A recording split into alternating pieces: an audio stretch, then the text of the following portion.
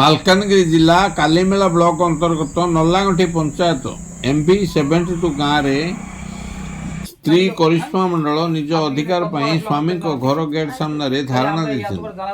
ଶାଶୁ ଶ୍ୱଶୁର ଓ ପରିବାରର ଅନ୍ୟ ସଦସ୍ୟମାନେ ଘର ଛାଡ଼ି ଫେରାର ହୋଇଯାଇଛନ୍ତି।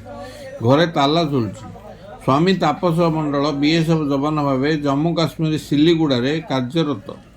ତାପସ ଶିମିଳିପାଞ୍ଚା ପଞ୍ଚାୟତର MB 61 ଗ୍ରାମର କୃଷ୍ଣପଦ ବିଶ୍ୱାସଙ୍କ ଝିଅ କରିଶ୍ମାଙ୍କୁ ବିବାହ କରିଥିଲେ। ଉଭୟ ଶିବ ମନ୍ଦିରରେ ବିବାହ କରିବା ପରେ 2022 ମସିହା ସେପ୍ଟେମ୍ବର 30 ତାରିଖରେ କୋର୍ଟ ମ୍ୟାରେଜ କରିଥିଲେ।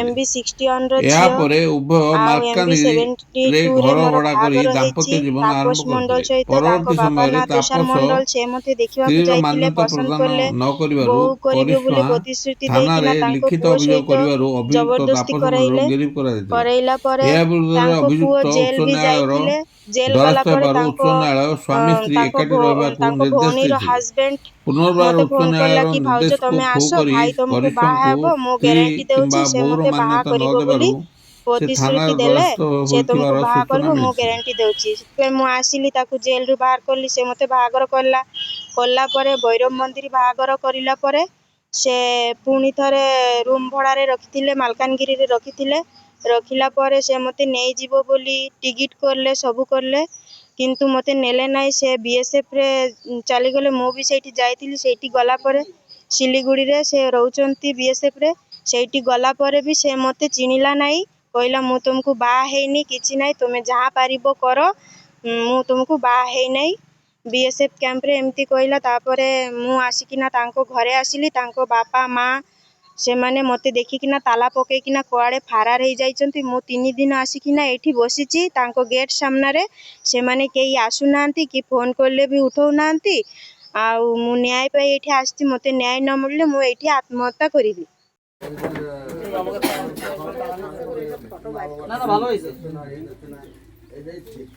বিশ্বাস সে তাপস মণ্ডল আমার জামাইর নাম। সে বাহাঘর করিব বলি কৌছি। সে কইকিরি সে আনলা আমার 61 নম্বরটা ডাকিকিরি আনলা সে মালকানগিরি আনিকিরি ভৈরব মন্দির বাহাঘর করলা। বাহাঘর করি সে কৌছি এবে তোতে মু চিনি নাই, কিছু নাই। মু শিলিগুড়ি भी যাইଥିଲି, কাশ্মীর भी যাইଥିଲି, দিল্লী भी যাইଥିଲି। সিଆଡ଼େ ସେ ମିଛରେ କହିଲା ଯେ ମୁଁ କାଶ୍ମୀରରେ ଅଛି। ତାପରେ ଦିଲ୍ଲୀ ଯାଇକି ମୁଁ ହେଡ୍ ଅଫିସରେ ଗଲି। ହେଡ୍ ଅଫିସରେ ଯାଇକିରି କହିଲି ଯେ ସାର୍ ଆମର ତାପସ ମଣ୍ଡଳ କୁଆଡ଼େ ଡ୍ୟୁଟି କରୁଛି। ସେ ଅଫିସର ମାନେ କହିଦେଲା ସେ ତ ଶିଲିଗୁଡ଼ି ଅଛି, তুমি এটি কাই আসলা, সে শিলিগুড়িরে যাও। মু আউ থরে সে শিলিগুড়ি গলি। শিলিগুড়ি যাইকিরি সেটি মতে সম্মান করি খাইবা পিবা দেলা। সে BSF অফিসরে মতে কইলা যে হ্যাঁ আমার শাশু আইলা, আমার স্ত্রী আইলা, তাকে রইবাকু দিও। রইবাকু দেলে মু সে গেস্ট রুম দেলা গোটে। সেটি খাইবা পিবা একটা ম্যাডাম আসে মতে দেই যাইଥିଲା। 3 থরে আসি ଦେଇଦେଲା। সেটি 15 দিন থিলা পরে সে কইলা যে নাই আমি তাকে মানি নাই, সে তাকে বাহাঘর করি নাই, কিছু নাই, সে মিছরে এটি আসছি। মোর ঝিও যাতে ন্যায় মিলিব সেটা আমি সরকারের কাছে সবু লোকের কাছে আমি মানে কাকতি মিনতি করুଛନ୍ତି যাতে আমার ঝিও ন্যায় পায়, নাইলে আমি মরিবি, ঝিও ବି মরিব। କ'ଣ କରିବା? ন্যায় দরকার, আমার ন্যায় মিলার দরকার। ମୁଁ ଏବେ থানারে ଅଛି, থানারে আসছি, থানারে রিপোর্ট দেব।